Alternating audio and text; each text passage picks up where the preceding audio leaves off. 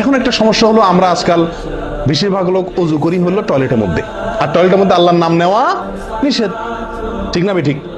টয়লেটের মধ্যে আল্লাহর নাম নেওয়া নিষেধ, জায়েজ নাই। তাহলে আমাদের অজু যদি টয়লেটে, আপনার বাথরুমের ভেতরে যে কি করি, অজু করি, তাহলে আমি বিসমিল্লাহ বলতে পারবো না, কারণ আল্লাহর নাম নেওয়া বাথরুমে নিষেধ, টয়লেটে নিষেধ। আবার বিসমিল্লাহ না বললে আমার অজুটাও পূর্ণাঙ্গ হচ্ছে না, তাহলে আমি করবোটা কি? বলেন, সমাধানের পথ কি? কি করব? কি নিষেধাজ্ঞা অমান্য করে বিসমিল্লাহ বলবো, নাকি আপনার বিসমিল্লাহ ছেড়ে দেবো? তাতে তো অজু আবার পূর্ণাঙ্গ হবে না, দুইটাই সমস্যা না? এই জন্য উত্তম এবং সবচেয়ে ভালো হলো অজুটা বাহিরে করার চেষ্টা করবেন। অজু আমরা করব বাহিরে। কেন? কারণ টয়লেটে অজু করতে গেলে আল্লাহর নাম নিতে হচ্ছে, আর আল্লাহর নাম নেওয়া নিষেধ।